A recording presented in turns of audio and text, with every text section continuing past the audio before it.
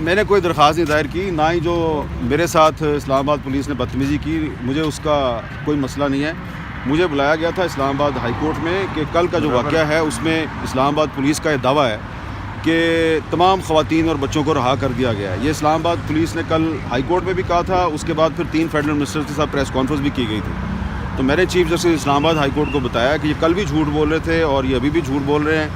اور پھر میں نے ان کو یہ بھی بتایا کہ میں نے کل وفاقی وزیر فواد حسن فواد صاحب کو شام 6:30 بجے فون کر کے کہا کہ آپ نے پریس کانفرنس کیا کہ ہم نے سب کو رہا کر دیا ہے، لیکن کسی کو رہا نہیں کیا۔ اس کے بعد میں 9 بجے ویمن پولیس اسٹیشن گیا، وہاں پہ میں نے دیکھا تو وہ جو عورتیں اور بچے تھے ان کو زبردستی گھسیٹ کے بس میں ڈال رہے تھے، اور وہاں پر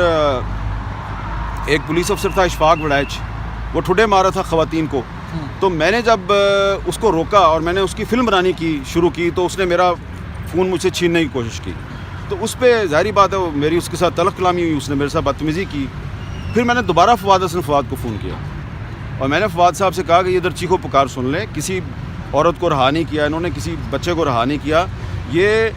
ان کو زبردستی بس میں ڈال کے اور کہیں لے جانا چاہ رہے ہیں۔ تو انہوں نے کہا اچھا، اور اس دوران میں دوبارہ جو ہے وہی جو پولیس افسر ہے اس نے دوبارہ جو ہے وہ میرے سے بدتمیزی شروع کر دی۔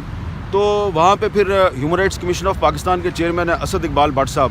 وہ بزرگ آدمی ہیں، وہ بھی تھے وہاں پہ، وہ اس بس کے سامنے کرسی ڈال کے بیٹھ گئے۔ انہوں نے کہا کہ تم اب میری لاش سے ہی گزرو گے، تو پولیس نے ان کے ساتھ بھی بدتمیزی کی، ان کو بھی ہٹا دیا۔ یہ ساری تفصیل جو ہے وہ ان کو بتائی ہے کورٹ کو۔ تو اس کے بعد جو آئی جی صاحب ہیں انہوں نے میرے سے تو معذرت کر لی،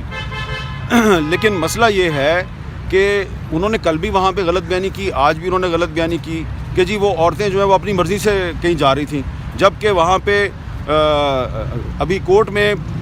وکلا نے اور میرے سمیت کئی وٹنسز نے یہ بتایا کہ جی وہ ابھی بھی ان کی کسٹڈی میں ہے۔ تو یہ جھوٹ بولا جا رہا ہے، اور پاکستان کے کیپٹل اسلام آباد میں اگر بلوچستان کی خواتین اور بچے جو ہیں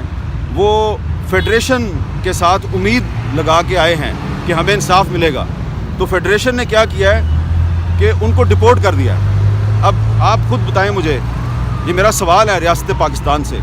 ڈپورٹ کس کو کیا جاتا ہے؟ ڈپورٹ اس کو کیا جاتا ہے جو کہ انلیگل امیگرینٹ ہوتا ہے، جو آپ کے ملک میں بغیر ویزے کے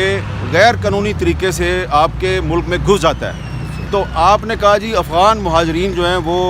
انلیگلی یہاں پہ رہ رہے ہیں، ہم ان کو ڈپورٹ کرتے ہیں۔ تو کل آپ افغان مہاجرین کو ڈپورٹ کر رہے تھے، اب آپ بلوچوں کو اسلام آباد سے ڈپورٹ کر رہے ہیں، تو اس کا مطلب یہ ہے کہ جو ریاست پاکستان ہے اس نے بلوچوں کو یہ میسج دیا ہے کہ بلوچستان ایک علیحدہ ملک ہے، اور اگر کبھی آپ نے دوبارہ اسلام آباد آنا ہے تو آئی جی اسلام آباد سے پوچھ کے آنا، ورنہ ہم تمہیں ڈپورٹ کر دیں گے۔